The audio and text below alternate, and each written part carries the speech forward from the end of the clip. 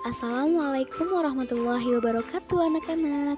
Kembali lagi di kelas Ibu Salsabila Susanti dengan kegiatan kelas yaitu materi minat belajar. Oke anak-anak, sebelumnya ada yang tahu apa itu minat belajar? Kalau belum, Ibu jelasin ya. Jadi minat belajar itu adalah ketertarikan terhadap suatu objek.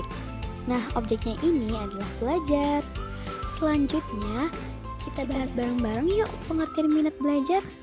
Pengertian, minat merupakan suatu keadaan di mana seseorang mempunyai perhatian terhadap sesuatu dan disertai keinginan untuk mengetahui dan mempelajari maupun membuktikannya lebih lanjut.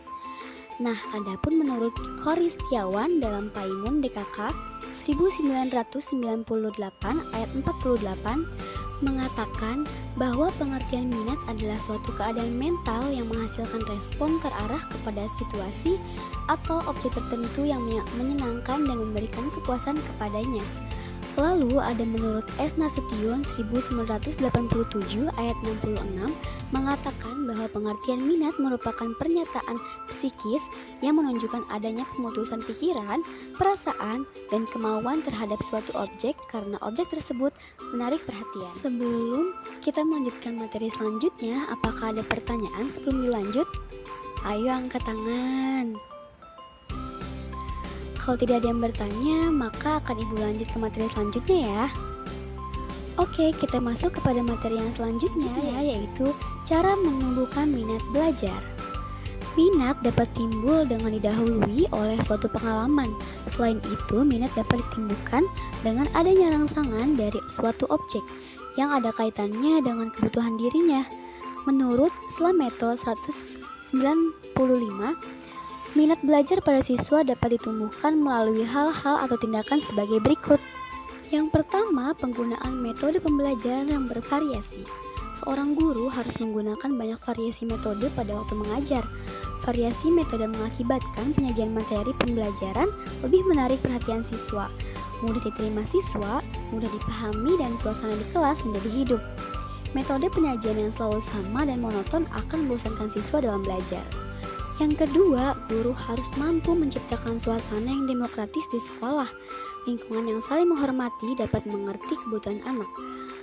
Bertegang rasa, memberikan kesempatan kepada anak untuk belajar sendiri, berdiskusi untuk mencari jalan keluar bila menghadapi masalah, kemudian akan mengembangkan kemampuan berpikir pada diri anak, cara memecahkan masalah, kemudian hasrat ingin tahu dan menambah pengetahuan atas inisiatif sendiri. Yang ketiga, pergunakan tes dan nilai secara bijaksana.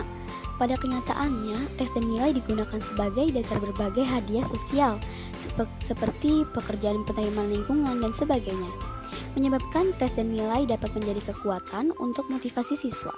Siswa belajar pasti ada keuntungan yang diasosiasikan dengan nilai yang tinggi. Dengan demikian, memberikan tes nilai mempunyai efek untuk motivasi belajar. Tetapi tes dan nilai harus dipakai secara bijaksana, yaitu untuk memberi informasi-informasi pada siswa lainnya. Penyalahgunaan tes dan nilai akan mengakibatkan menurunnya keinginan siswa untuk berusaha dengan baik. Dan yang keempat, menumbuhkan bakat, sikap, dan nilai.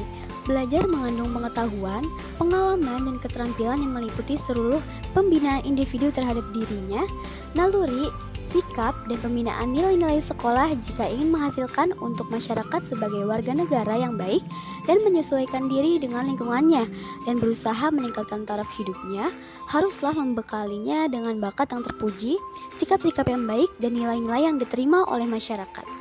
Wah, ternyata sudah banyak Ibu memberikan materi hari ini. Mungkin sebelum melanjutkan pembahasan selanjutnya, apakah ada yang ingin bertanya sebelum melanjutkan materi selanjutnya? Ibu harap dalam pertanyaan tanya jawab ini kalian harus memperhatikan dan mendengarkan teman lainnya yang sedang berbicara ya. Oke, materi selanjutnya yaitu indikator minat belajar. Menurut Safari 2003, minat belajar pada siswa dapat diketahui melalui beberapa indikator, antara lain yaitu sebagai berikut. A. Perasaan senang. Seorang siswa yang memiliki perasaan senang atau suka terhadap sesuatu mata pelajaran, maka siswa tersebut akan terus mempelajari ilmu yang disenanginya. Tidak ada perasaan terpaksa pada siswa untuk mempelajari bidang tersebut. B. Ketertarikan siswa. berhubungan dengan daya gerak yang mendorong untuk cenderung merasa tertarik pada orang, benda, kegiatan atau bisa berupa pengalaman afektif yang dirangsang oleh kegiatan itu sendiri. C. Perhatian siswa. Perhatian merupakan konsentrasi atau aktivitas jiwa terhadap pengamatan dan pengertian dengan mengesampingkan yang lain daripada itu. Siswa yang memiliki minat pada objek tertentu dengan sendirinya akan memperhatikan objek tersebut. D. Keterlibatan siswa.